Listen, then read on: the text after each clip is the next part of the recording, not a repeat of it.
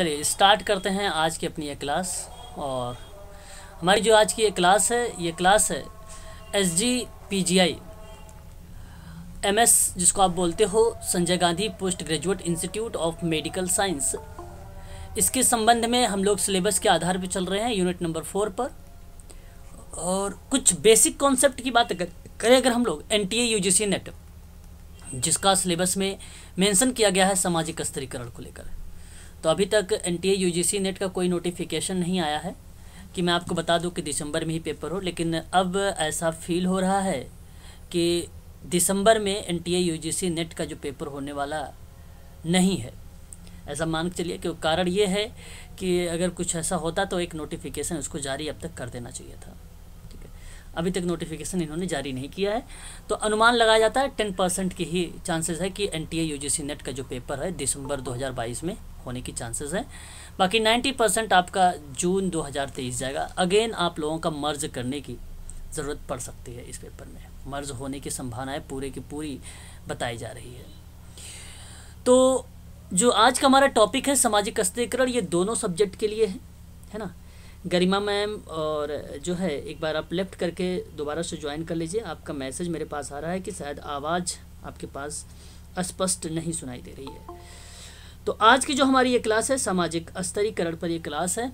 और सामाजिक स्तरीकरण होता क्या है, एक सिंपल सी परिभाषा के रूप में अगर आप जानना चाहें तो आप इस तरीके से समझ लीजिए कि समाज के संपूर्ण सदस्य, अब संपूर्ण सदस्य का मतलब समझ ही रहे हैं सभी लोग।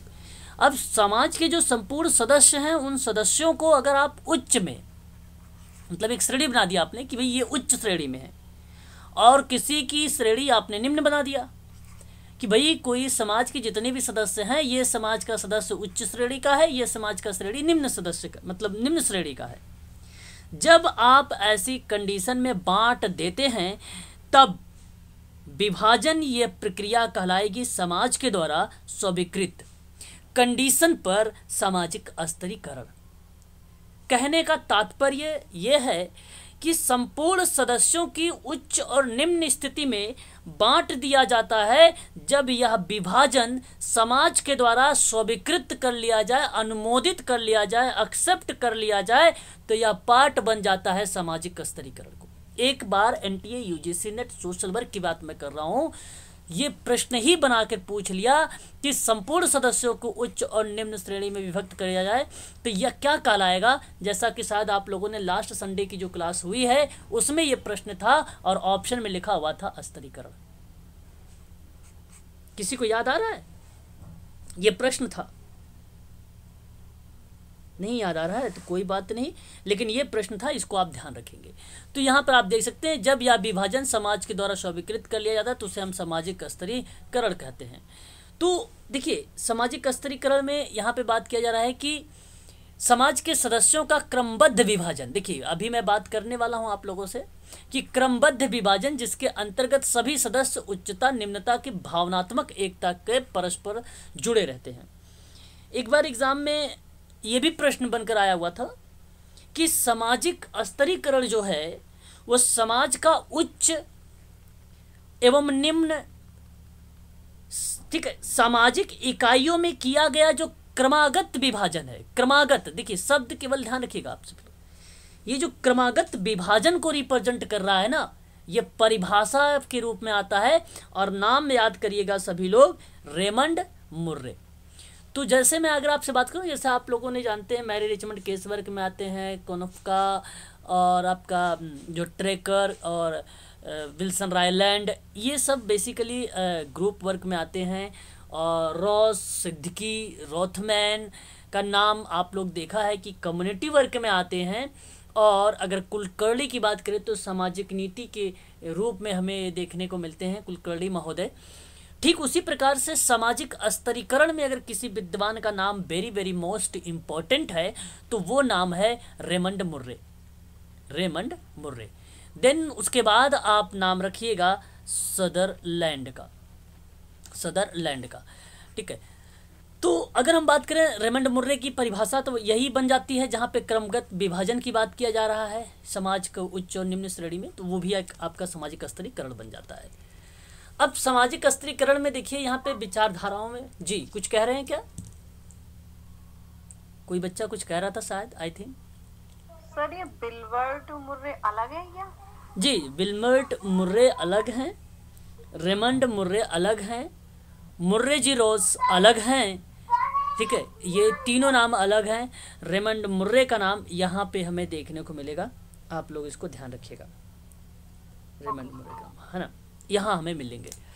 आगे बात करेंगे अगर हम लोग, तो यहाँ देखिए स्तरीकरण की जो विचारधाराएं, जिसे उस पर कोई दर्द नहीं कहते कि भाई आलोचना किया जाए, विचार किया जाए, अपने अपने स्टेटमेंट दिया जाए, तो कई विद्वान का नाम आता है इसमें, है ना, कई विद्वानों के नाम आते हैं। जैसे अगर मैं आपसे बात करूं तो रेमंड मुर्रे का भी नाम आता है, वुडवर्थ का भी नाम आता है, सदरलैंड का भी नाम आता है, जिसबर्ट का नाम आता है ना, जिसबर्ट एक विद्वान है, उनका भी नाम हमें देखने को मिलता है इसमें, ठीक है, याद रखेंगे। साथ ही साथ अगर मैं आप लोगों से बात करूं तो इसमें और भी नाम हमें देखने को मिल सकते हैं, लाइक अगर हम बात करें आप लोगों से तो जिसबर्ट के साथ साथ बहुत सारे विद्वान हैं, है ना, तो आप नोट कर लीजिएगा इसको कि ये सारे जो नाम आते हैं हमें देखने को मिलते हैं सामाजिक स्तरीकरण में। टालकाट पार्सन्स है ये नाम है जी। सर मार्क्सवाद का भी आता है? नहीं, मार्क्सवाद नहीं, यहाँ आपका मार्क्सवाद अलग हो जाएगा, ये मार्क्सवाद से रिलेट नहीं करेगा, है ना, तो उसको आप मत याद करिएगा मार्क्सवाद को। तो यहाँ पे आपको जो सामाजिक स्तरीकरण है, टालकाट पार्सन्स ने अपने विचारों को किस तरीके से बताया कि किसी भी समाज व्यवस्था में, मतलब कोई सोशल सिस्टम है, उसमें जब आप व्यक्तियों का ऊंचे और नीचे क्रम में विभाजन कर देते हैं तो वह स्तरीकरण बन जाता है। अब आप सोचेंगे कि भाई हम कैसे आइडेंटिफाई करें कि रेमंड मुर्रे महोदय ये हैं, और कैसे आइडेंटिफाई हम करें कि यहाँ पर टालकाट पार्सन्स है। मैं आपको बता दूं, ये कीवर्ड्स नोट कर लीजिएगा जिससे आप दोनों में आइडेंटिफाई कर सकते हैं। जब रेमंड मुर्रे का नाम आता है तो वो संपूर्ण समाज के लेकर बात करेगा, ये शब्द ध्यान रखिएगा, संपूर्ण समाज को लेकर रेमंड मुर्रे बात करता है, और जब टालकाट पार्सन्स आएगा तो समाज की व्यवस्था को लेकर आएगा। ये दो बातें आप नोट कर लीजिएगा, इससे आप लोग फाइंड आउट कर सकते हैं कि सामाजिक स्तर की परिभाषा किसने दिया है। बाकी ऊंच नीच क्रम का मतलब क्रमागत भी लिखने को मिल सकता है आप लोगों से, उच्च निम्न भी देखने को मिल सकता है, तो ये बात ध्यान रखिएगा, केवल एक शब्द है, समाज व्यवस्था, संपूर्ण समाज। सर जी, एक बार फिर से ये रिपीट कीजिए, समाज की व्यवस्था को लेकर किसका नाम आएगा? समाज की व्यवस्था आप देख रहे हैं, आपकी स्क्रीन पर दिखाई दे रहा है इस समय, टालकाट पार्सन का नाम आएगा, टालकाट पार्सन का नाम आएगा, जैसा कि आपके स्क्रीन पर है। संपूर्ण समाज का नाम जब बात करेंगे तो रेमंड मुर्रे का नाम आएगा। बात वही रहेगी, क्रमागत विभाजन ही, उच्च निम्न समाज की इकाई में विभक्त किया, बात वही रहेगी, बस केवल एक शब्द ध्यान रखिएगा बस आप लोग। तो इस तरीके से इन्होंने विभाजन किया। रूसो की बात कर लेते हैं। रूसो ने सर्वप्रथम सामाजिक एवं प्राकृतिक असमानताओं में अंतर करने का प्रयास किया। रूसो भी एक विद्वान है और उन्होंने कहा कि जैविकी और प्राकृतिक असमानताएं प्रकृति द्वारा निर्धारित होती है। तो हालांकि यहाँ अगर आप लोग ध्यान रखें रूसो के बारे में, तो आप एक शब्द याद रखिए कि इन्होंने अंतर करने का प्रयास किया, लेकिन वो अंतर जानते हैं किसका अंतर बता रहे थे रूसो सामाजिक का बता रहे थे, और इसके साथ में जो अपोजिट में था वो शब्द था प्राकृतिक असमानता, इनके अंतर बता रहे थे। तो इन्हीं के अनुसार ये बताया गया कि भाई जैविकी या प्राकृतिक असमानताएं वो निर्धारित होती है जैसे उम्र हो गया, स्वास्थ्य हो गया, शारीरिक बल हो गया, गुण हो गया आदि। ये एक एग्जाम्पल माने जाते हैं, एक उदाहरण माने जाते हैं प्राकृतिक के। तो जो प्राकृतिक के असमानता के रूप में जो निर्धारित हो रही है, जो आपको सामने लक्षित दिखाई दे रहा है, तो प्रक्रिया आपको दिख रही है उम्र, स्वस्थ, शारीरिक बल, गुण, ये भूमिका देखने को मिल रहा है। तो एक भाग तो इन्होंने ये बताया कि ये होता है। दूसरा भाग इन्होंने कहा कि जो सामाजिक असमानता होती है वो, जैसे उन्होंने कहा भाई, किसी विद्वान ने कहा कि भाई उच्च है, किसी ने बोला कि निम्न है, तो इनका कहना था कि प्राकृतिक असमानता के रूप में, तो बताया सामाजिक असमानता के रूप में। तो इन्होंने कहा कि प्राकृतिक वो है जहाँ पे उम्र, स्वास्थ्य वगैरह देखेंगे तो आप इसको चाहो तो उच्च में रखो, चाहे निम्न में रखो, बात दोनों की स्पष्ट नहीं है रूसो का। लेकिन इन्होंने क्योंकि प्रकृति को मानना है इसलिए स्पष्ट नहीं हो पा रहा है कि उच्च है कि निम्न है ना, ये चीज़ें रखा है। एक दूसरी असमानता में कि चेष्टा और अचेष्टा का प्रयास समाज द्वारा निर्मित होता है। ऐसा कोई स्टूडेंट है जो मुझे ये बताने की कोशिश करे, बताएं कि चेष्टा और अचेष्टा क्या होता है? नहीं बता सकती। ओके, देखिए अगर हम बात करें चेष्टा, जिससे कि आप लोगों को ये नाम से ही पता होगा और आप लोग इसके बारे में जानते भी होंगे चेष्टा शब्द से। और जब हम चेष्टा को सचेष्टा से रिलेट करते हैं ना, तो इसका कोई अलग अर्थ नहीं होता है। जैसे कोशिश करने की इच्छा, जैसे हम रिप्रेजेंट करते हैं चेष्टा में, उसी तरीके से प्रयत्न, मनोभाव को सूचित करने वाले जो अंग भंगिमा है उसको रिप्रेजेंट करना सामाजिक असमानताओं में। जैसे कि एक सिंपल सी भाषा में समझ लीजिए, समाज में असामाजिक तत्व है ना, उसमें दो चीज़ें आएंगे। कहीं समाज में पॉजिटिव भी बातें होती हैं तो कहीं नकारात्मक भी बातें होती हैं, नेगेटिव भी होती है। तो जो पॉजिटिव के रूप में अगर आप लेते हैं तो भी समाज का स्तरीकरण होता है, और समाज का अगर आप नेगेटिव के रूप में लेते हैं तो भी एक समाज का ही पार्ट है, तो उसमें भी एक स्तरीकरण का पार्ट होता है, उच्च और निम्न के रूप में डिवाइड होता है। अच्छा, इसका मतलब ये नहीं कि अगर वो क्राइम कर रहा है तो ये बहुत उच्च लेवल का क्राइम कर रहा है, निम्न लेवल पर क्राइम कर रहा है, ऐसा नहीं। अचेष्टा मतलब जो यहाँ पे असामाजिक तथ्यों का मतलब ये मैंने लिखा कि भाई अगर वो असामाजिक तथ्य उससे हो रहा है, अचेष्टा का प्रयास कर रहा है, समाज में अवांछनीय व्यवहार कर रहा है, तो अचेष्टा का ही वो पार्ट बनेगा। मतलब एक प्रकार से नकारात्मक शब्द और सकारात्मक शब्द समाज की असमानताओं में जुड़े हुए हैं दोनों। नहीं कहा जाता है कि बातें सबकी सुनो, जो आपकी काम की बातें हैं उसको अपने मन में या अपने माइंड में अर्जित कर लो, रख लो। जो आपकी काम की बातें नहीं हैं उसको निकालो, आपसे कोई मतलब नहीं उसका। रहो अच्छों के साथ भी, बुरों के साथ भी रहो, लेकिन जो आपकी काम की चीज़ें हैं उसको आप अपने साथ में रखो, जो खराब की चीज़ें उसको हटा दो माइंड से। तो वही चीज़ें यहाँ पे रिप्रेजेंट हुई। तो ये रूसो का कहना है। तो रूसो बहुत सरल है, प्राकृतिक और सामाजिक असमानता को केवल याद रखिएगा, जहाँ पे आपको समझ में आसानी से आ जाएगा कि यह सामाजिक स्तरीकरण का एक पार्ट बन जाएगा। अगर हम बात करते हैं नेक्स्ट पॉइंट पर बढ़ते हैं आगे, तो आप देख सकते हैं कि सामाजिक स्तरीकरण में जो है क्षैतिज विभाजन होता है, बेसिकली भाजन लिखा हुआ है, और सामाजिक जो विभेदीकरण होता है वो उदग्र विभाजन होता है। देखिए दोनों में थोड़ा सा अंतर है। कभी कभी पूछ लिया जाता है कि सामाजिक स्तरीकरण अगर क्षैतिज विभाजन है, जिसको आप हॉरिजॉन्टल डिवीजन कहते हैं, तब उस कंडीशन के आधार पर ही सामाजिक विभेदीकरण डैश मार देगा और होता है। 4 ऑप्शन लिखेगा, तो याद रखिएगा अगर वो क्षैतिज होगा तो ऑप्शन में जरूर आप लोगों को लिखा मिलेगा उदग्र या वर्टिकल, आपको जरूर लिखा हुआ मिलेगा। ये बात ध्यान रखिएगा। तो सामाजिक विभेदीकरण जो होता है वो वर्टिकल होता है, और जो सामाजिक स्तरीकरण होता है वो क्या होता है, हॉरिजॉन्टल होता है, जिसको आप क्षैतिज विभाजन कहते हैं। तो ये भी आप लोगों के लिए इंपॉर्टेंट है। ये ऐसे भी प्रश्न एग्जाम में बनाने की पूरी चांसेस होती है, संभावनाएं बनी रहती हैं। जैसा कि आप सब लोग जानते भी होंगे, सोशल वर्क में क्वेश्चन ऐसे आ भी सकते हैं।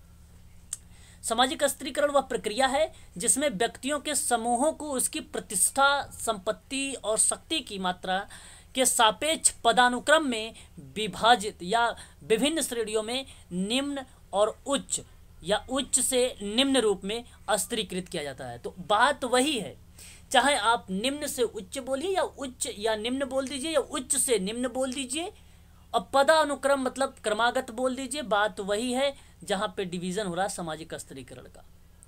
तो शब्दों से आप रूबरू हो रहे हैं कि अगर इस तरीके का शब्द अगर आप लोगों को पेपर में दिखेगा कि भाई संपत्ति, शक्ति, प्रतिष्ठा के मात्रा के सापेक्ष पदानुक्रम में विभिन्न श्रेणियों में अगर उच्च और निम्न के रूप में अगर आ रहा है, तो बताइए वो क्या बनेगा। तो ऑप्शन में जरूर लिखा मिलेगा स्तरीकरण, तो इसी को आप लोग लगा दीजिए। पता चले कि ये आपको सर पढ़ाया ही नहीं है, भाई उन्होंने बताया है उच्च और निम्न श्रेणी बताया है और ये ऑप्शन में अगर आपने इसको लगाया ही नहीं, तो ये ऐसा नहीं मत करिएगा आप सभी लोग, है ना। तो ये भी आपका वही बनेगा, सामाजिक स्तरीकरण का ही पार्ट बनेगा। मीनिंग सबका एक ही चल रहा है। आगे बात करेंगे तो एक विद्वान, 2 ही विद्वान का नाम यहाँ पे बेसिकली फेमस है। एक सदरलैंड का नाम याद रखिए, एक रेमंड मुर्रे का। तो रेमंड मुर्रे का तो आपने याद ही है, आप लोग तो कर ही लेंगे इनके बारे में। थोड़ा सदरलैंड के बारे में देख लीजिए। तो स्तरीकरण जो साधारण शब्दों में बात किया गया कि अंतःक्रिया और विभेदीकरण की प्रक्रिया है। अंतःक्रिया और विभेद, देखिए अंतःक्रिया ही बेसिकली क्षैतिज विभाजन के रूप में आता है, हॉरिजॉन्टल के रूप में ये आता है अंतःक्रिया। और विभेदीकरण की प्रक्रिया जो आती है वो आपकी उदग्र में आती है, हॉरिजॉन्टल के रूप में आती है, सॉरी वर्टिकल के रूप में आती है ना, वर्टिकल के रूप में आती है। तो जिसमें कुछ व्यक्तियों को दूसरे व्यक्तियों की तुलना में उचित स्थान प्राप्त हो। देखिए अब इनने कहा कि कुछ व्यक्तियों को दूसरे व्यक्तियों के कंपेयर कर दिया, तुलना कर दिया, उचित स्थान दे रहा, तो जाहिर सी बात है एक निम्न स्थान तो होगा ही होगा। अगर एक उच्च बन रहा है तो एक निम्न स्थान होगा, वो बन गया आपका सामाजिक स्तरीकरण। तो मैं आपसे कहूंगा कि अंतः क्रिया और विभेदीकरण की प्रक्रिया आए तो सदरलैंड जो है वुडवर्थ का लगाइएगा। अगर अंतः क्रिया की बजाय अगर आपके क्वेश्चन में क्षैतिज आ जाए और जो है यहाँ पे विभेदीकरण की जगह अगर आपको उदग्र आ जाए, तब भी आप नाम लगा के सदरलैंड का आ जाइएगा, ऑप्शन सही हो जाएगा। यहाँ पे ऑप्शन सही हो जाएगा आपका, ठीक है। तो ये भी चीज़ें आप लोग ध्यान रखिएगा। आगे अगर हम बात करते हैं, देखिए कुछ सामाजिक स्तरीकरण की विशेषताएं हैं जो कि आपके सिलेबस में साफ शब्दों में मेंशन किया गया है, जैसा कि आप सभी लोगों को मालूम है। अब स्तरीकरण की विशेषता क्या है, जिससे मैंने आपको बताया है कि हर एक चीज़ किसी न किसी चीज़ की विशेषता होती है ना। किसी ऑब्जेक्ट, कोई ऑब्जेक्ट की बात कर रहे हैं या किसी भी चीज़ की अगर आप बात करते हैं तो उसकी विशेषता होती है ना। हर एक व्यक्ति की भी विशेषता होती है। तो सामाजिक स्तरीकरण को और अधिक स्पष्ट अगर आपको समझना है तो उसके लिए आपको विशेषताओं को अगर आपने समझ लिया तो समझो कि सामाजिक स्तरीकरण आप लाइफ में कभी नहीं भूलेंगे। देखिए सामाजिक स्तरीकरण की बात करूं अगर मैं, तो सामाजिक स्तरीकरण की प्रकृति सामाजिक होती है। देखिए सामाजिक प्रकृति का मतलब क्या है? सामाजिक प्रकृति का मतलब सिंपल सी बात है कि सामाजिक स्तरीकरण की प्रकृति ही सामाजिक है और यह केवल, मैं बात कर रहा हूं केवल लगा के, यह केवल व्यक्तियों तक सीमित नहीं है, बात को समझिए, बल्कि यह संपूर्ण समाज तक सीमित है। और यह बात आप तब मतलब आपको स्पष्ट हो जाती है क्योंकि परिभाषा में रेमंड मुर्रे ने साफ बोल दिया संपूर्ण समाज को लेकर कि यह संपूर्ण समाज का स्तरीकरण व्यवस्था के अंतर्गत संचालित होता है। और यहाँ पे वैल्यूज हो गए, मूल्य व्यवहार के जो तरीके होंगे वो भी स्तरीकरण का आधार हो सकते हैं। तो स्तरीकरण का जो प्रमुख आधार बनता है मैं आपको बता दूं तो आयु बन सकती है, रंग बन सकता है, लिंग भेद बन सकता है ना। सामाजिक व्यवस्था के आधार पर अगर स्तरीकरण की प्रक्रिया हम देखते हैं तो हमें ये सारी चीज़ें हमें देखने को मिलती है। तो यहाँ अगर हम बात करें कुछ व्यक्तियों तक सीमित नहीं है, सॉरी अगर व्यक्तियों तक सीमित नहीं होगी तो फिर आयु रंग लिंग विभाजन नहीं बनेगा। बात को समझिए, यहाँ पे अगर यहाँ व्यक्ति तक सीमित होती ना तब आयु की बात करते, रंग की बात करते, लिंग भेद की बात करते। यहाँ आपका साफ शब्दों में कह दिया व्यक्तियों तक ही सीमित नहीं है, सही कराइए, गलत नहीं है स्टेटमेंट। यहाँ पर ये एग्जाम्पल बनेंगे केवल अगर व्यक्ति ना रखूँ तो, संपूर्ण व्यक्ति की बात करूँ तो, अगर केवल व्यक्ति की बात करूँगा तो यहाँ पे भेद बनेंगे। यहाँ तो अगर हम बात करें, यहाँ आप देखेंगे अभी धर्म, शिक्षा, परिवार, विवाह, राजनीति आदि जो है सामाजिक स्तरीकरण जो है उत्पन्न होती है, सामाजिक संस्था के रूप में आती है। तो सामाजिक स्तरीकरण संपूर्ण समाज में व्याप्त है। सामाजिक स्तरीकरण को समझने के लिए समाज में व्यक्तियों को विभिन्न पदों एवं परिस्थितियों के आधार पर समझा जाता है। अच्छा, पद और परिस्थितियां, मैंने आपको एक चीज़ और एग्जाम्पल के माध्यम से बताना चाहूँगा। जैसे कि आप जानते हो कि अगर किसी प्रदेश के लेवल पे बात करेंगे तो पहले पुलिस की संरचनाओं के अगर हम बनाते हैं तो उनसे पुलिस से ऊंचा अगर हम बात करेंगे तो एक महानिदेशक होते हैं जिसको आप आईजी बोलते हैं, है कि नहीं, आईजी बोलते हैं। तो अगर आईजी से अगर हम ऊपर बात करते हैं फिर कौन ऊपर आता है, डीआईजी होते हैं, है ना। ये देखो सामाजिक स्तरीकरण बन रहा है। फिर उसके बाद कौन आता है, एसपी होते हैं, है ना। फिर उसके बाद कौन आते हैं बताइए जरा, एएसपी होते हैं, है ना। फिर उसके बाद कौन आते हैं, एसओ होते हैं। फिर उनके ऊपर कौन आते हैं, सॉरी मैं ऊपर की बात कर रहा हूँ, मैं नीचे की बात कर रहा हूँ। हम नीचे चल रहे हैं ना ये, हाँ हम नीचे, हाँ हम नीचे आ रहे हैं, सॉरी हम नीचे आ रहे हैं। फिर उसके बाद अगर एसओ के नीचे कौन आ जाएगा आपका, एसओ के नीचे एसआई आ जाएगा, एसआई, हाँ। फिर उसके बाद आपका क्या आ जाएगा, क्या नाम है उसका, उसके बाद क्या आ जाएगा, एएसआई, हाँ हवलदार वगैरह आप करें। तो ये देखिए निम्न से हम लोग उच्च से निम्न की तरफ गए थे। देखो अगर आप उच्च से निम्न की तरफ जाते हैं तो ये परिभाषा भी आपने देखा कि सामाजिक स्तरीकरण बता रहा था, है ना, कि उच्च से निम्न की तरफ जाना, और उच्च और निम्न दोनों पाया जाता है। निम्न से उच्च की तरफ जाना तो भी सामाजिक स्तरीकरण का पार्ट वही है, मतलब कोई अलग नहीं है कि मैंने कुछ अलग बताया हो, बात वही है। तो ये सामाजिक स्तरीकरण का पार्ट है, ये सामाजिक स्तरीकरण का क्या है, ये पार्ट है एक प्रकार से, ये एग्जाम्पल है इसके, है ना। तो ठीक उसी प्रकार से यहाँ पे बात की जा रही है कि जो व्यक्तियों को व्याप्त है, विभिन्न पद है, देखिए देख रहे हैं पद आप, तो और परिस्थितियों के आधार पर इनको हम समझ सकते हैं कि सामाजिक स्त्रीकरण का पाठ है, ये पाठ है सामाजिक स्त्रीकरण का, तो इसमें कोई दो राय नहीं है। तो ये आप देख सकते हैं कि प्रकृति जो है सामाजिक है। सामाजिक स्त्रीकरण में प्राचीनतम पद्धति, देखिए ये आप लोगों को ये इसके अंतर्गत ये नहीं आने वाला पेपर में, ये आप नोट कर लीजिएगा, ये पेपर में नहीं आने वाला। पेपर में आपको आएगा कि सामाजिक स्त्रीकरण की विशेषता बताइए, एक पॉइंट लिखेगा इसे A B C D करके, और फिर ऑप्शन 1 2 3 4 ऐसे ऑप्शन देगा, और इसके अंतर्गत कहेगा 1 है सही, 2 सही है, 1 2 3 सही है, 1 3 सही है, 1 2 3 4 सही है, ऐसे आपके पास कूट आएंगे। तो ऐसे प्रश्न बनाए जाते हैं कूट के माध्यम से। तो एक में लिखा रहेगा, अगर एक ऑप्शन में लिखा है सामाजिक प्रकृति होती है स्त्रीकरण, तो आप इसको सही कर लीजिएगा। दूसरे अगर पॉइंट में लिखा है सामाजिक स्त्रीकरण प्राचीनतम पद्धति है, तो आप इसको भी सही कर दीजिएगा। अच्छा, अभी कैसे प्राचीनतम है, जैसे कि आप लोगों को मालूम होना चाहिए, प्राचीन व्यवस्था की बात कर रहा हूँ मैं। तो सामाजिक स्त्रीकरण बहुत ही प्राचीन व्यवस्था है, ये आप जानते हैं। प्राचीन ग्रंथों के संदर्भ में अगर अध्ययन करें तो कहीं ना कहीं वर्ण व्यवस्था के आधार पर स्पष्ट हो जाता है कि स्त्रीकरण व्यवस्था का उल्लेख हमें देखने को मिल जाता है। तो इस तथ्यों को नहीं हम ना तो नकार सकते हैं, और इसमें आप स्त्रीकरण के रूप में देखें तो पुरातन और प्राचीन व्यवस्था के रूप में, तो वहाँ पे एक विद्वान आते हैं कालमार्क्स महोदय। तो कालमार्क्स ने उस शब्दों में ये चीज़ें बोला था कि जो काल है, जो समय है, वो दो वर्गों में विभाजित है। जैसे आप दो वर्ग कौन कौन से बता सकते हैं, एक आपका शोषित वर्ग है, एक आपका शोषक वर्ग है, जानते होंगे आप लोग। तो ये एक पार्ट बन गया है। अब यहाँ पे कार्ल मार्क्स का, जैसे अभी किसी बच्चे ने कहा कि विचारधारा मार्क्सवादी, तो मार्क्सवादियों का यहाँ पे नाम ना, लेकिन अगर आप लोगों से ये पूछा जाए कि वर्ग स्त्रीकरण का पार्ट प्राचीनतम व्यवस्था में देख रहे हैं या आप पुरातन या प्राचीन व्यवस्था के रूप में देख रहे हैं, तो किस रूप में देख रहे हैं। तो ऑप्शन में एक शोषक और शोषित वर्ग लिखा रहेगा, तो शोषक और शोषित वर्ग आएगा।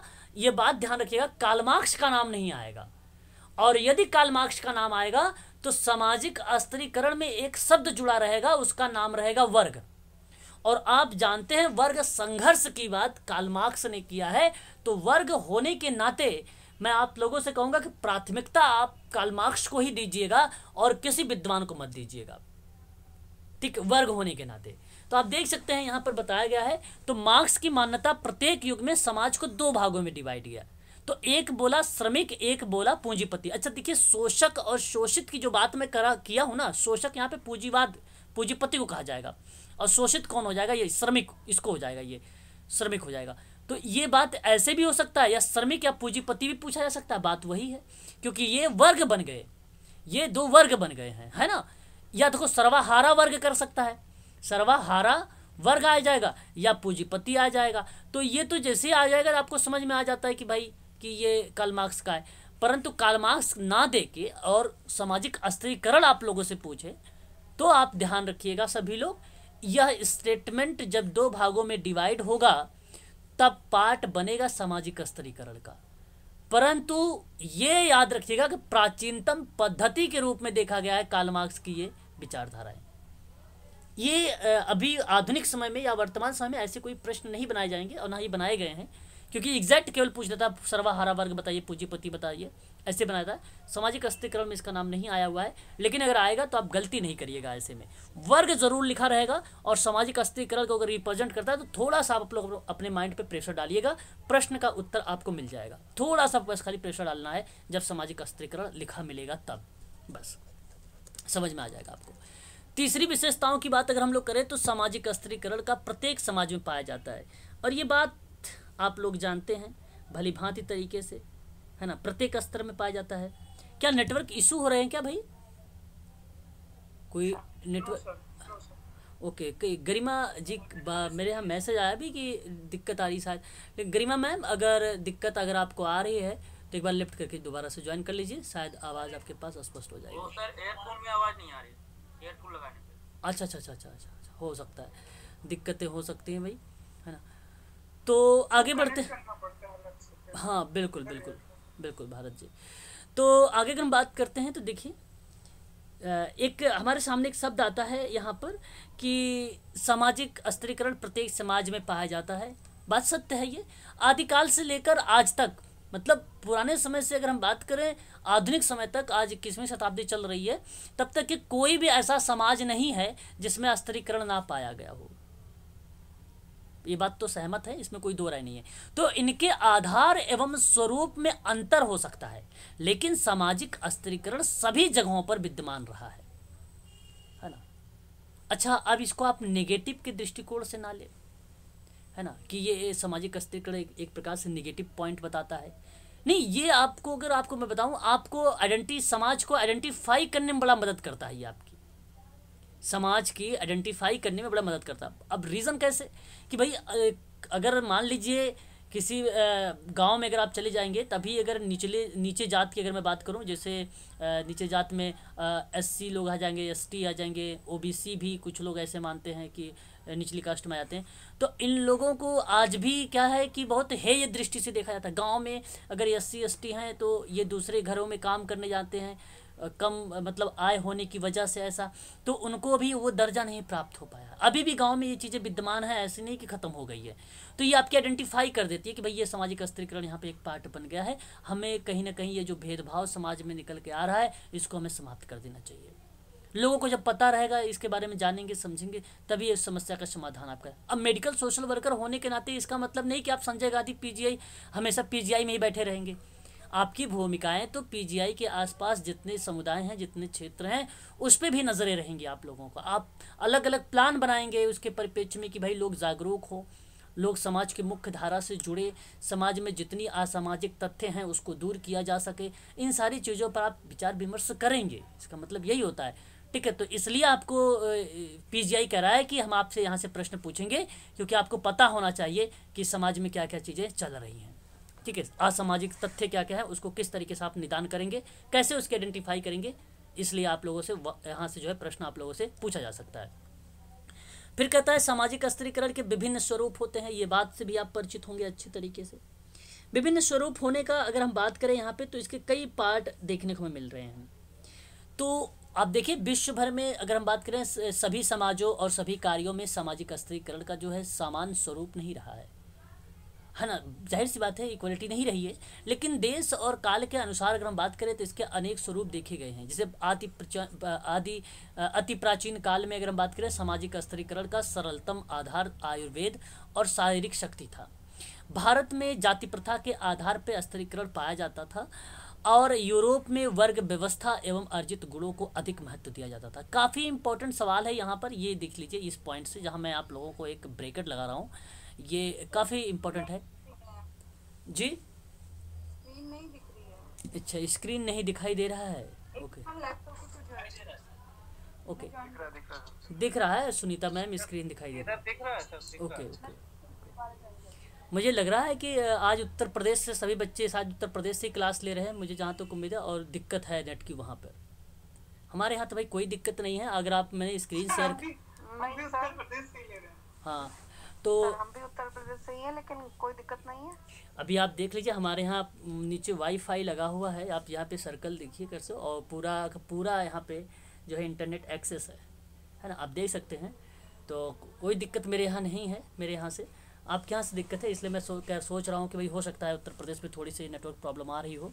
शाम के समय होता है तो बहुत लोग जो है फ्री हो जाते हैं, तो क्लास फ़ोन वगैरह चलाते हैं, तो नेटवर्क थोड़ा सा वीक हो जाता है नाइट में। तो भारत में ये देखिए, प्रश्न आप लोगों से एग्जाम में पूछा भी जा सकता है कि भारत में जाति प्रथा के आधार पर स्तरीकरण पाया जाता था। अब ये बात मैं कर रहा हूँ जो प्राचीन काल में, अगर हम बात करें अति प्राचीन काल से, जहाँ सामाजिक स्तरीकरण को समझा जा रहा है, और एक विभिन्न स्वरूप के रूप में। तो आप ये विभिन्न स्वरूप के रूप में देखते हैं, तो भारत में ये जाति प्रथा एक भूमिका रही। यूरोप में अगर हम बात करें तो देखिए, जैसे अगर एग्जाम में ये प्रश्न बन सकता है कि भारत में जाति प्रथा के आधार पर स्तरीकरण था, तो यूरोप में बताइए सामाजिक स्तरीकरण किस आधार पे था। तो ऑप्शन में लिखा रहेगा आपके सामने वर्ग व्यवस्था, या वर्ग व्यवस्था की बजाय अर्जित गुण, ये ऑप्शन में रहेगा। तो क्योंकि मैं इसलिए आपको ब्रैकेट में लगा दिया, क्योंकि ये प्रश्न मैंने देखा हुआ है, क्योंकि मैं सोशल वर्क का पेपर करवाता रहता हूँ, मुझे पता है, तो इसलिए मैं आपको बता रहा हूँ कि ये मैंने क्वेश्चन में देखा हुआ है, इसलिए इसको आप अवश्य नोट करिएगा। तो मध्य युग में अगर हम बात करें तो दास एवं स्वामी स्तरीकरण के दो स्वरूप थे।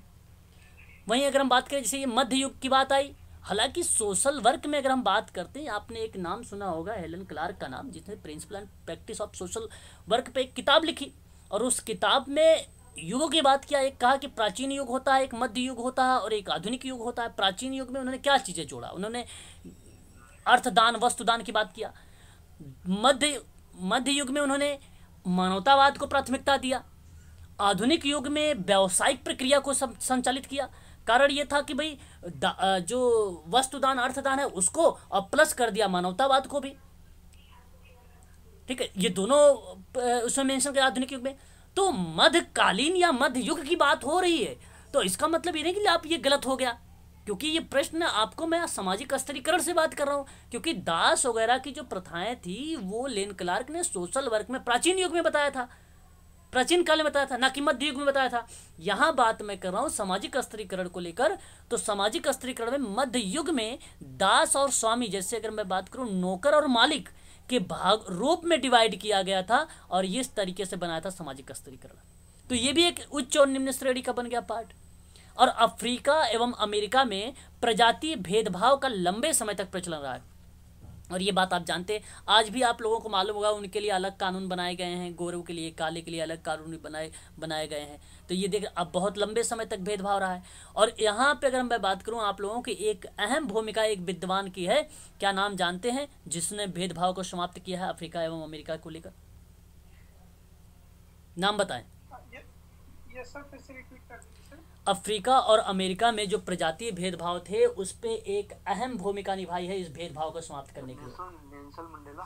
नहीं सर, और कोई? Abraham Lincoln? किसको कहा जाता है महात्मा जी का नाम? महात्मा गांधी किसको कहा जाता है अमेरिका में?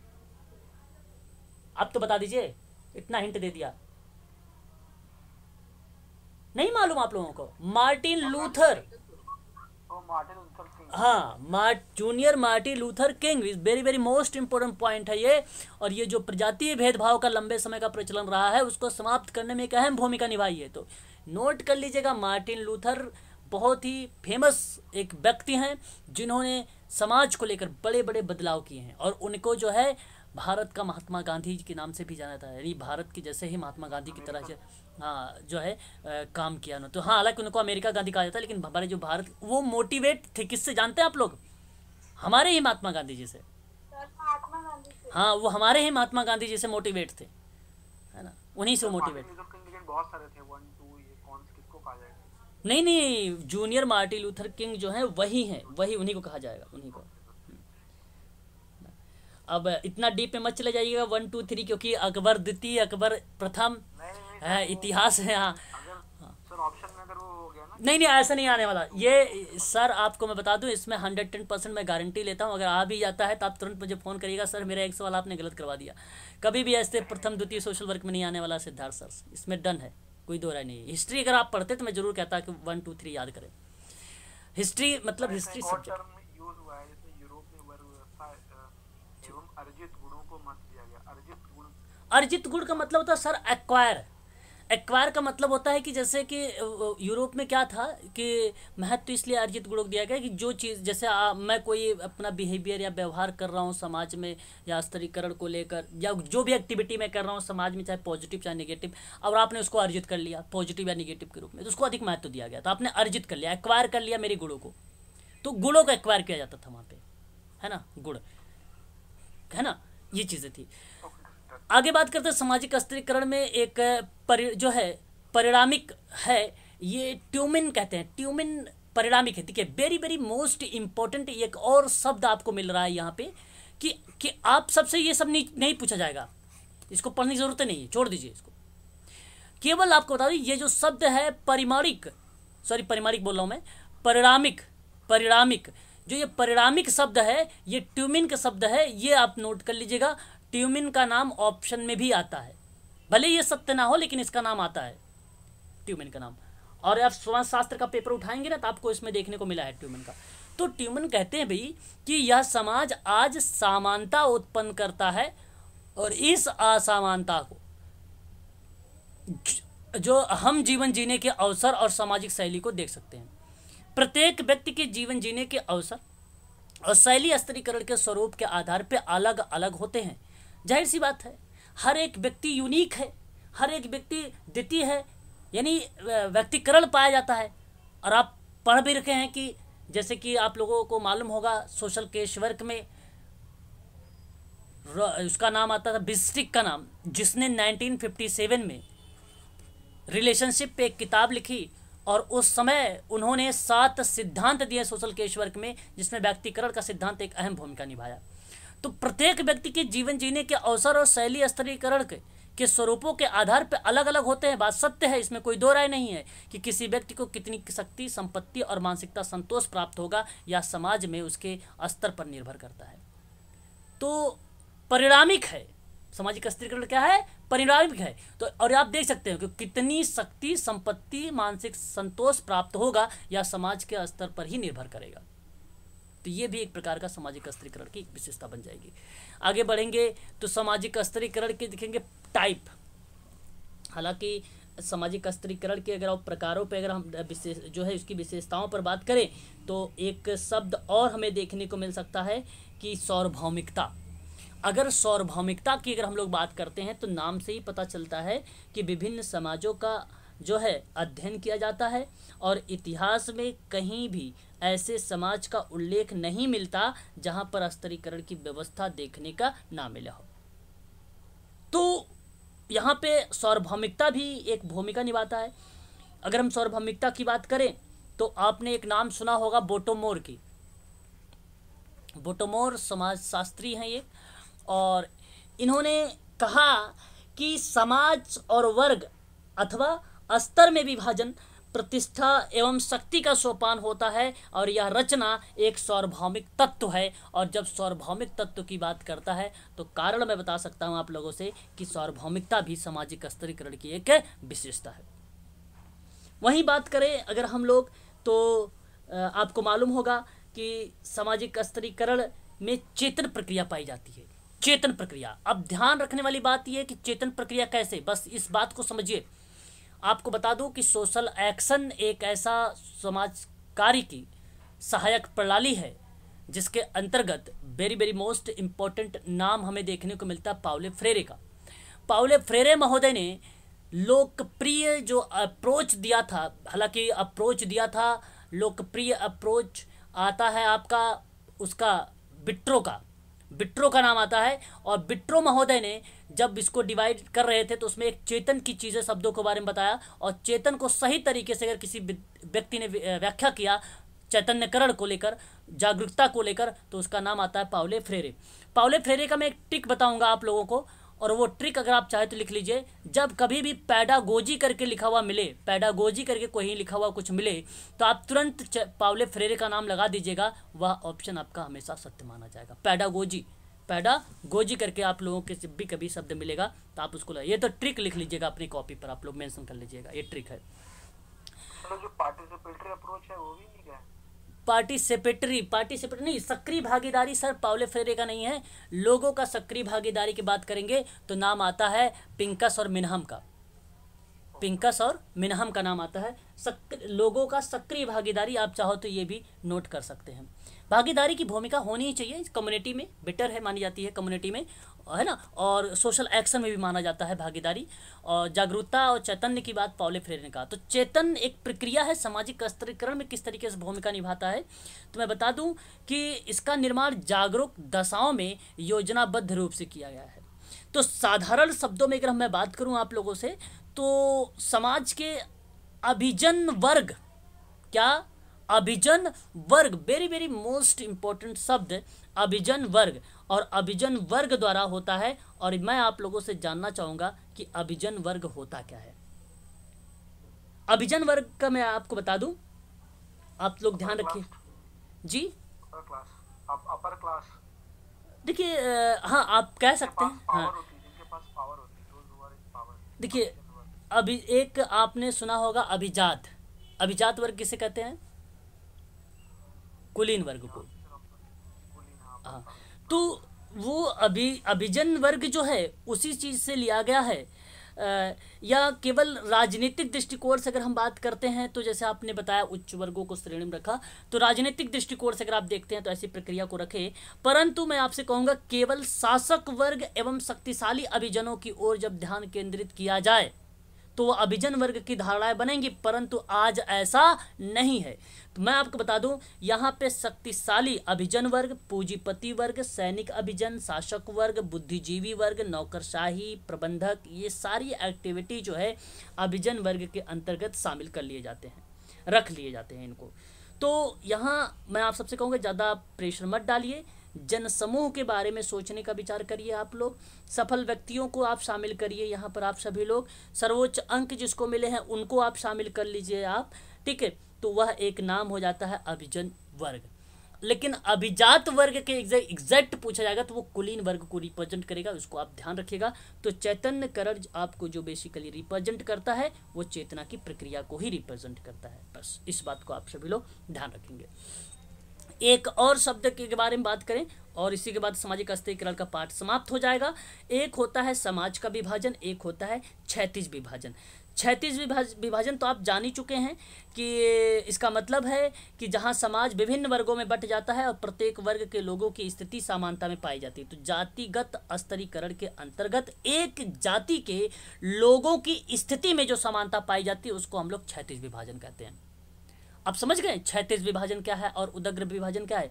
तो क्षैतिज विभाजन का मतलब हो गया कि जातिगत स्तर के अंतर्गत एक जाति के लोगों की स्थिति में जब समानता की बात अगर आप पाते हैं या असमानता की बात पाते हैं तो वो क्षैतिज हो जाता है। मैं आपको बता दूं कि समाज का जो विभाजन है वो एक बताता है आपको उच्च वर्ग और निम्न वर्ग, वही समाज का विभाजन बन जाएगा।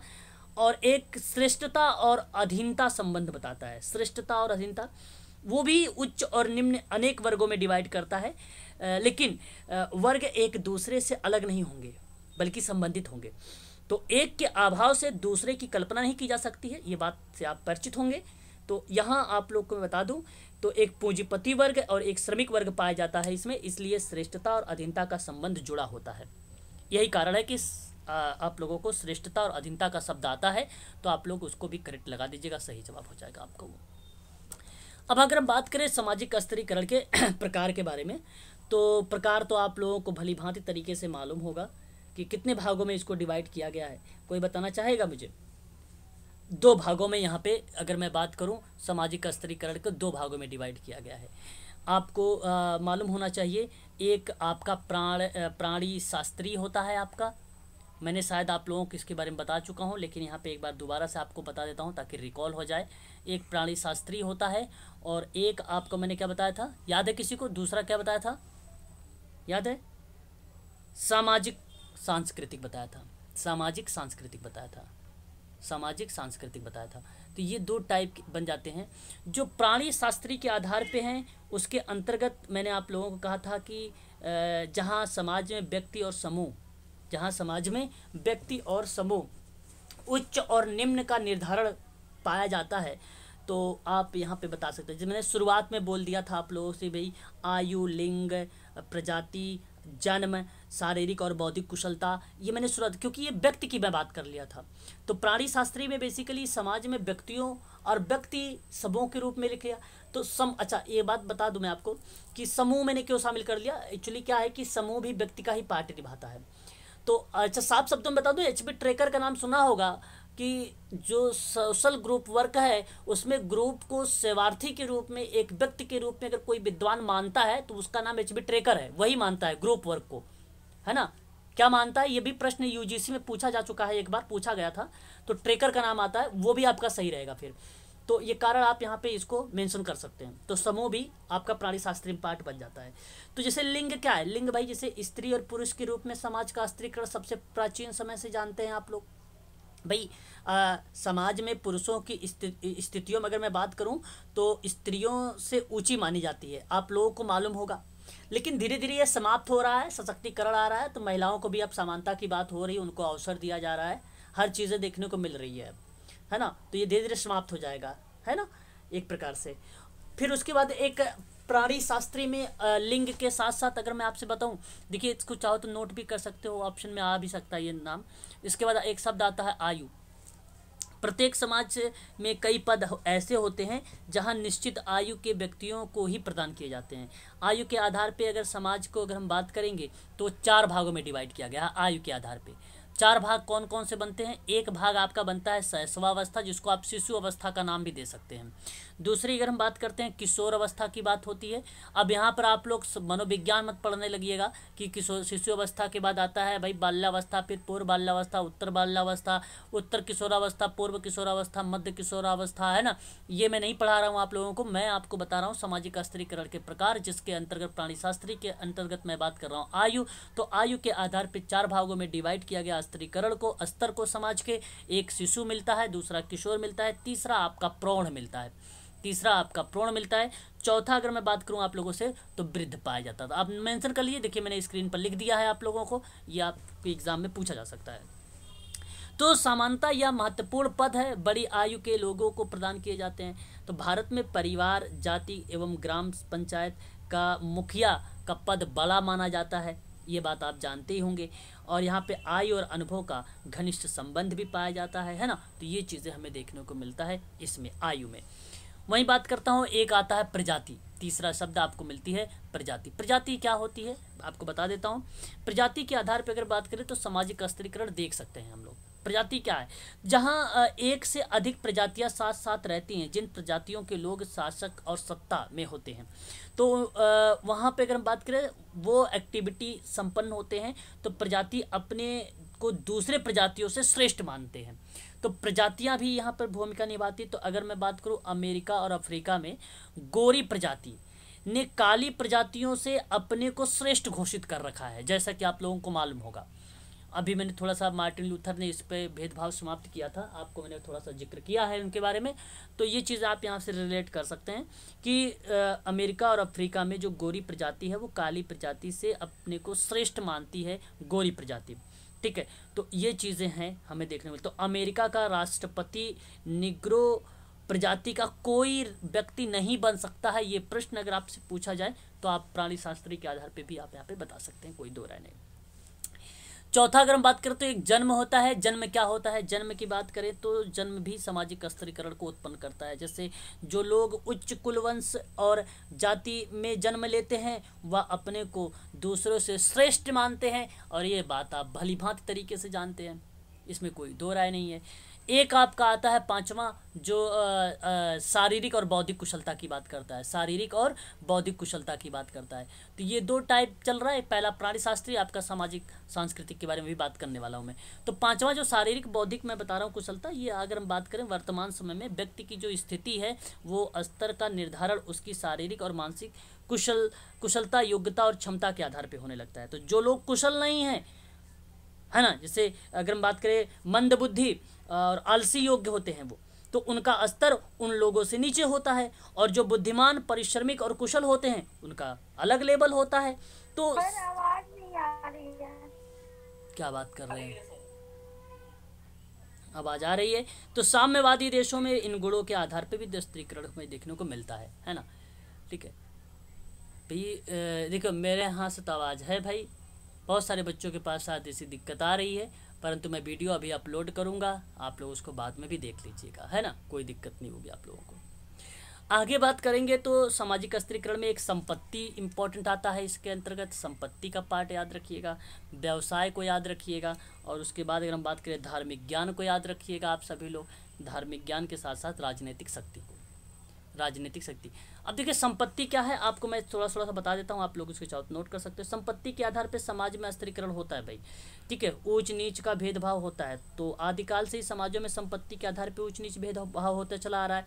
तो समाज में वे लोग ऊंचे माने जाते हैं जिनके पास अधिक धन और संपत्ति होगी, तो वो बेसिकली सामाजिक सांस्कृतिक लेवल पर हो जाएगा।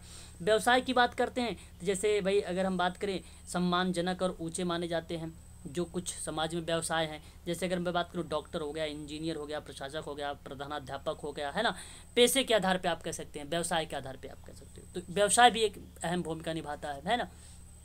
तो एक धार्मिक ज्ञान की बात करें, धार्मिक ज्ञान कैसे, धर्म प्रधान समाजों में धर्म भी सामाजिक स्तरीकरण उत्पन्न करता है। जो लोग धार्मिक कर्मकांडों में भाग लेते हैं, जैसे धार्मिक उपदेश देते हैं, धर्म का अध्ययन में निहित करते हैं, तो सामान्य लोगों से ऊंचा माना जाते हैं वो, तो आप धार्मिक ज्ञान को भी आधार बना सकते हो। एक राजनीतिक शक्ति है। राजनीतिक शक्ति कैसे हो सकती भाई? सत्ता मतलब शक्ति होती है, अधिकार अथॉरिटी होता है, और उसके अधिकारों पर जब आप समाज का स्त्रीकरण करते हैं तो जिन लोगों के पास सैनिक शक्ति सत्ता है, शासक होती है, उनकी स्थिति उन लोगों से ऊंची होती है।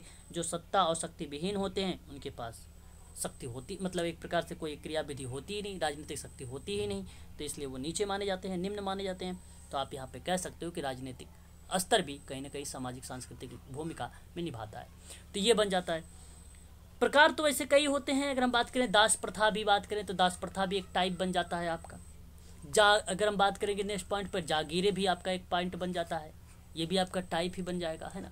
ये चीज़ें हो जाएंगी। बंद स्तरीकरण, देखिए बंद स्तरीकरण आप लोग थोड़ा सा ध्यान रखिएगा। देखिए जब हम बात करें यहाँ पे जातिगत शास्त्रण की चर्चा करते हैं तो हमारा ध्यान भारतीय जाति व्यवस्था की ओर जाता है। तो इसका कारण यह नहीं कि केवल भारत में ही जाति प्रथा पाई जाती है, यह पूर्ण रूप से यही विद्यमान है, बल्कि इसका कारण यह है कि भारत में जाति प्रथा को पराकाष्ठ माना जाता है। भारतीय जाति व्यवस्था के उनके विद्वानों ने अध्ययन किया कि जाति एक ऐसा सामाजिक समूह है जिसका सदस्य जन्मजात होता है। तो प्रत्येक जाति का एक नाम होता है, एक व्यवसाय होता है। तो बेसिकली बंद स्तरीकरण को जो पार्ट बनाया जा रहा है, जहाँ जन्मजात को शामिल किया जा रहा है, प्रत्येक जाति का एक नाम दिया जा रहा है, उसको एक व्यवसाय दिया जा रहा है, और किस जाति के लोगों का एक वंशगत पेशा होता है, और एक जाति के सदस्य अपनी ही जाति में विवाह कर सकते हैं। इसका प्रत्येक जाति के लिए एक जीवन शैली होती है। तो जहाँ आप देख सकते हैं कि किसी एक ही चीज़ पर बात हो रही है। अब जैसे अगर हम बात करें विवाह को लेकर, तो अपनी जाति में विवाह करना हो गया, कुछ वंशगत आधार पर ही पेशा कर रहा है। तो आप जैसे कह सकते हैं कि भाई अगर डॉक्टर का लड़का डॉक्टर बन रहा है तो आप उसके घरों को आप बोल सकते हो कि बंद स्तरीकरण का पार्ट बन रहा है, ये उनके घरों का, है ना। तो समाज एक मैंने एक आप लोगों ने सुना भी होगा, है ना, बंद समाज किसे कहते हैं। बंद समाज की एक परिभाषा भी आई थी, मुझे एग्जैक्ट याद नहीं आ रहा है वो मैं क्या कहना चाह रहा हूँ, मुझे बंद एग्जैक्ट याद नहीं आ रहा, वो सवाल स्किप कर रहा है। किसी को याद आ रहा है क्या? बंद समाज किसने बोला, ऐसा कुछ था, क्या था, एग्जैक्ट याद नहीं आ रहा वो सेंटेंस मेरे दिमाग में। चलिए मुझे जैसे याद आएगा मैं बता दूंगा आप लोगों को। वह स्टेटमेंट मजुमदार का था आई थिंक। चलो बात करेंगे अभी, देखेंगे। एक खुला स्तरीकरण होता है, सामाजिक वर्ग और बंद वर्ग, क्या यही था? आप लोगों ने कभी देखा सुना है? छोड़िए अभी मैं इसको देख के बताऊंगा आप लोगों को, है ना। एक खुला स्तरीकरण होता है जहाँ पे सामाजिक वर्ग और समाज वर्ग की बात करें तो स्तरीकरण का एक प्रमुख स्वरूप होता है। लगभग सभी समाजों में वर्ग व्यवस्था पाई जाती है।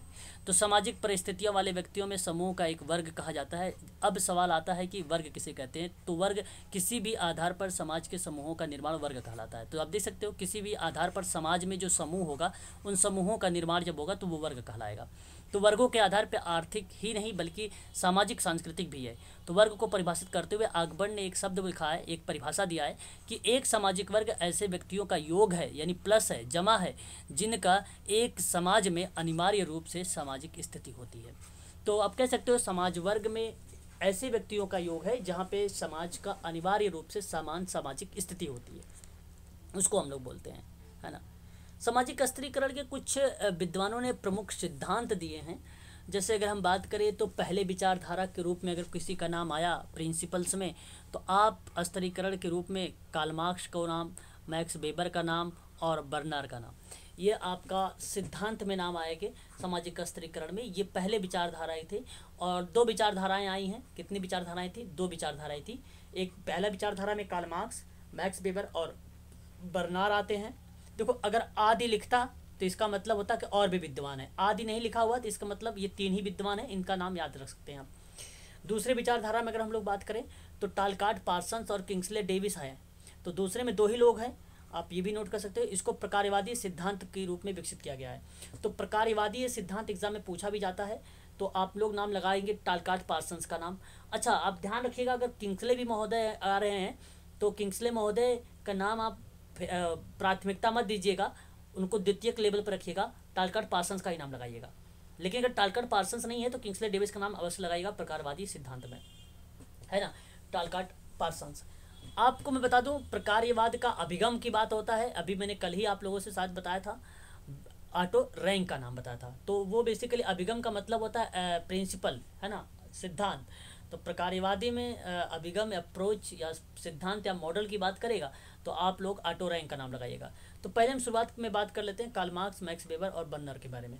देख लीजिए यहाँ पे कार्ल मार्क्स, मैक्स वेबर ने क्या कहा कि समाज में पाई जाने वाली असमान शक्ति का एक संगठित जो है अभिव्यक्ति सामाजिक स्तरीकरण है। एक बार आप लोग स्क्रीन को थोड़ा सा जूम कर लीजिएगा ताकि आपको स्क्रीन साफ दिखाई देने लगे।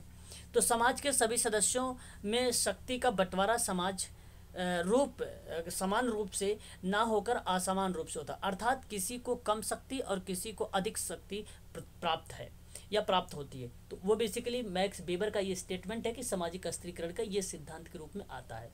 तो इनका मानना ये था, लेकिन आप अगर इनका स्पष्ट करते हैं टाइपो का तो आप देख सकते हैं पार्सन्स का सिद्धांत, ठीक है, जो है प्रकार्यवादी सिद्धांतों में भी पार्सन्स आता है। सामाजिक स्तरीकरण का सिद्धांत एक प्रमुख सिद्धांत के रूप में इनका माना जाता है प्रकार्यवादी सिद्धांत में, ठीक है। अब यहाँ पे देखेंगे स्तरीकरण के सिद्धांत में, तो आप नाम देख सकते हैं मार्क्स के जो सामाजिक स्तरीकरण के सिद्धांत में, मार्क्स ने स्तरीकरण के सिद्धांत में संघर्षवादी सिद्धांत को प्रस्तुत किया है। तो संघर्षवादी का सिद्धांत भी आप इनको लगा सकते हैं। इन्होंने आर्थिक संपत्ति और धन स्थिति को स्तरीकरण का मुख्य आधार माना था। तो दो वर्ग होते हैं, मैंने पहले बता चुका हूँ। पहला शोषक होता है, दूसरा क्या होता है, शोषित होता है। मैं पहले भी बता चुका हूँ इसके बारे में, है ना, देखिए आप साफ शब्दों में लिखा हुआ है।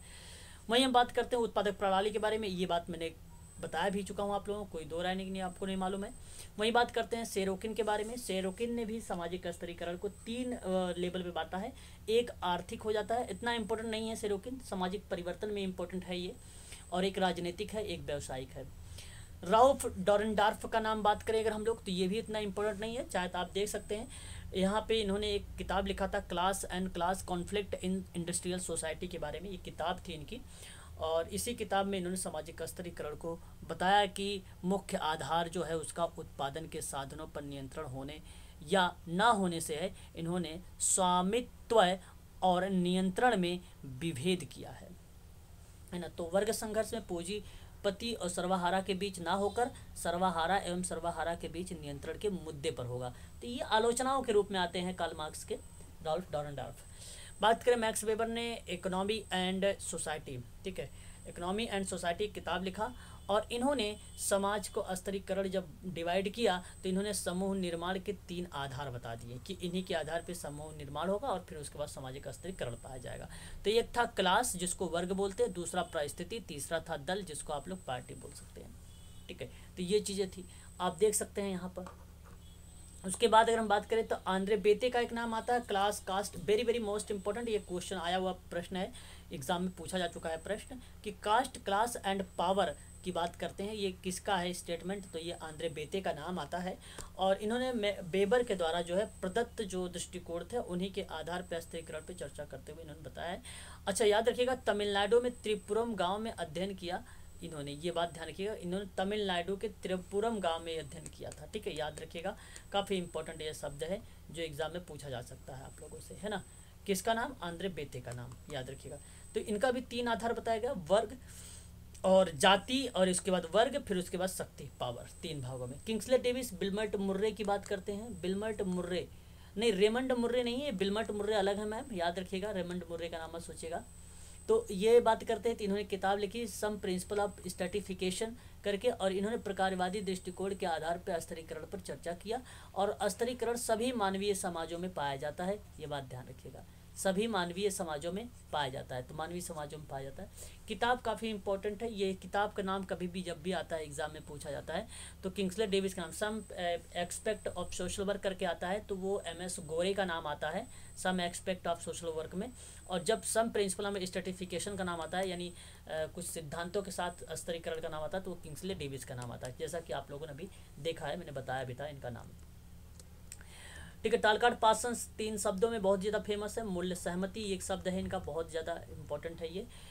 तो मूल्य सहमति शब्द किसने दिया है, टालकाट पार्सन्स दिया, ये भी एग्जाम में पूछा जा चुका है। और स्तरीकरण का आधार माना इन्होंने। तो कार्यवादियों को इस बात को स्वीकार किया है कि समाज को महत्वपूर्ण पदों पर विशेष व्यक्तियों को ध्यान रखना चाहिए। तो ये शब्द आप लोग ध्यान रखिएगा कि मूल्य सहमति किसने दिया है, तो ये स्टेटमेंट जो है आपका किसका नाम आएगा? टालकट पार्सन्स का आएगा। विशेषताएं सार्वभौमिक है, मैं बता चुका हूँ। सामाजिक अस्तित्वकरण है, समाजशास्त्र का एक पक्ष के रूप में व्यक्त होता है, मानव निर्मित होता है, और समाज का उच्चतम निम्नतम विभाजन है, स्थिति पद एवं वितरण है, अनेक समूह और उपसमूह में विभाजन है, प्रतिफल का असमान वितरण होता है। ये सामाजिक अस्तित्वकरण का विशेषता बन जाती है। महत्व की बात कर ले व्यक्ति के परिप्रेक्ष्य में, तो आवश्यकताओं की पूर्ति में सहायक होता है, शक्ति संतुलन होता है, सहयोग को बढ़ावा देना, मनोवृत्ति का निर्धारण होता है, व्यक्ति की परिस्थिति और भूमिका का निर्धारण होता है, उत्तरदायित्व की भावना का भी विकास होता है। समूह के लिए महत्व की बात, ये देखो व्यक्ति के लिए महत्व की बात कर रहा था सामाजिक स्तरीकरण में, और यहाँ पे हम महत्व की बात करेंगे तो श्रम विभाजन आ जाएगा। श्रम विभाजन का नाम मालूम होगा, इस्माइल दुर्खिम ने एक किताब लिखा था 1893 में, ठीक है। डिवीजन ऑफ, क्या था? Labour of division. हाँ सर, लेवल ऑफ डिवीजन। हाँ, तो वो आप ध्यान रखिएगा। फिर अनावश्यक प्रतिस्पर्धा एवं संघर्ष की रक्षा होता है, सामाजिक संबंधों का निर्धारण होता है, सामाजिक प्रगति होती है, सामाजिक मानदंडों का पालन करने की प्रेरणा भी होती है। तो ये चीज़ें आपको ध्यान रखना होगा, ठीक है। बस उसके बाद आपका यहाँ पर विभेदीकरण आ गया। विभेदीकरण का मतलब क्या होता है भाई? सिंपल सी बात है, जिसमें विभिन्न व्यक्ति विभिन्नता उत्पन्न करते हैं, जिन्हें एक साथ रखने पर ऑर्केस्ट्रा के विभिन्न वादकों की तरह एक पूर्णता समन्वय युक्त संपूर्ण की रचना करते हैं, वो बेसिकली विभेदीकरण का पार्ट बन जाता है। तो विभेदीकरण का यहाँ पे आप देखेंगे तो बहुत सारे प्रमुख रूप मिल जाएंगे, तो इतना इम्पोर्टेंट नहीं है, परंतु मैंने मेंशन कर दिया, चाहो तो आप देख लेना, ठीक है। देखिए यहाँ अगर हम बात करें तो ये प्रश्न के रूप में अगर हम बात करें, निम्नलिखित में से किस विद्वान का मत है कि प्रकृति में कोई असमानता नहीं होती है, केवल भिन्नता पाई जाती है? बताइए। आंद्रे बेटे का नाम आएगा, पार्सन्स का नाम आएगा, मैक्स वेबर का नाम आएगा, कि रूसो का नाम आएगा? देखिए मैंने आपको प्रकृति में कोई असमानता नहीं पाई जाती है, प्रकृति और सामाजिक के बात कर मैंने आप लोगों से कर रखा है। किसका नाम आता है बताइए? बोलिए भाई। सामाजिक स्तरीकरण, सर आंध्र बेटे। आंद्रे बेटे is the right answer, okay. और भी कोई शब्दों को बताना चाहेंगे? सर फर्स्ट ही है। First is the right answer, very good. देखिए यही आपका सही है। तो जब भी कभी आप प्रश्नों को पढ़ने की कोशिश करें, सही तरीके से प्रश्नों को जब आप पढ़ेंगे तो आपको अच्छे से जवाब सारे के सारे मिलते रहेंगे, कोई दिक्कत नहीं होगी आपको, है ना। प्रश्न पढ़ा जाता है अच्छे से, और जब प्रश्न आप पढ़ेंगे ना तो आपको ऑटोमेटिक सारे प्रश्न के उत्तर मिलते जाएंगे। आंद्रे बेटे इज द राइट आंसर, आप देखेंगे तो आपको मिल जाएगा। टालकट पार्सन्स अगर हम बात करेंगे तो किसका नाम लेके आते हैं? सामाजिक व्यवस्था। आंद्रे टालकट पार्सन्स सामाजिक व्यवस्था। मूल्य सहमति, मूल्य सहमति सामाजिक व्यवस्था भी लेके आते हैं, उसमें कोई दो राय नहीं है, वो भी लेके आते हैं। स्तरीकरण के मुख्यतः अध्ययन किया जाता है परिस्थिति भूमिका का, सामाजिक न्याय का, सामाजिक व्यवहार का, सामाजिक असमानता का। बताइए, बोलिए। सर सामाजिक असमानता का। सामाजिक नहीं, बेसिकली सामाजिक असमानता का अगर ये अध्ययन करते तो ये बेसिकली सामाजिक स्तरीकरण टेक्निक के रूप में काम करता मैम, फिर टेक्निक के रूप में। हाँ, first is the right answer. किसी बच्चे ने अभी फर्स्ट बोला है, first is the right answer. परिस्थिति और भूमिका के लिए देखिए, अब ध्यान रखिएगा कि अगर मैं सामाजिक असमानता का जानना चाहता हूँ ना तो टेक्निक के रूप में जानता, मैं ट्रीटमेंट के रूप में जानता तब पे, लेकिन सामाजिक स्तरीकरण ट्रीटमेंट का रूप नहीं है, पार्ट नहीं है, इसलिए आप इसको काट दीजिए। दो ऑप्शन आपको कंफ्यूज कर सकते हैं, लेकिन दोनों की व्याख्या आपको सही तरीके से करना पड़ेगा। समाज में विभिन्न समूहों के बीच उच्चता और निम्नता के आधार पर विभाजन किया गया है, तो बताओ सामाजिक दूरी होगा, सामाजिक विघटन होगा, सामाजिक विविधीकरण होगा, सामाजिक स्तरीकरण होगा, क्या होगा? सामाजिक स्तरीकरण। बिल्कुल, बहुत बढ़िया, सामाजिक स्तरीकरण इज द राइट आंसर हो जाएगा, ठीक है। ऑप्शन नंबर डी, इसमें कोई दो राय नहीं है ना। सामाजिक स्तरीकरण के बारे में निम्नलिखित में से कौन सा कथन सही नहीं है? आपको ध्यान रखना कि कथन सही नहीं। देखिए, उच्चता निम्नता के रूप में विभाजन है, बात सही है। क्षैतिज है, सामाजिक असमानता का व्यक्त करता है। आपको बताइए जरा, यहाँ पे ऑप्शन नंबर सी की बात मैं करता हूँ। देखिए, आपने ये भी पढ़ लिया है, आपने क्षैतिज विभाजन भी पढ़ लिया है, आपने उदग्र विभाजन भी पढ़ लिया, लेकिन यह सामाजिक असमानता को व्यक्त करता है, ऐसा कहना उचित नहीं होगा, ये आपका सही नहीं है। ऑप्शन नंबर आपका सी रहेगा सही, बोलिए। हाँ, सामाजिक स्तरीकरण में कौन सा सामाजिक स्तरीकरण का आधार नहीं है? देखिए, आधार बौद्धिक कुशलता है, शक्ति है, प्रतिष्ठा है, आधार नहीं है सहयोग और संघर्ष, बेस नहीं है ये, है ना। बेस नहीं है सहयोग और संघर्ष। ठीक है, आज के लिए बस इतना ही है ना। तो अभी मैंने देखो खोला था, कल क्लास इसको समाप्त कर देंगे। सामाजिक ये नियंत्रण है ना, पूरी कोशिश करेंगे क्योंकि थोड़ा सा एक्सप्लेन करना पड़ जाता है और सारी डिटेल चीज़ें। लेकिन हाँ, ये तो जितना पढ़ा रहा हूँ उसी में से आएगा, इससे बाहर नहीं आने वाला, ये बात भी 110% गारंटी के साथ बोलता हूँ। ठीक है, ये चीज़ आप ध्यान रखिएगा।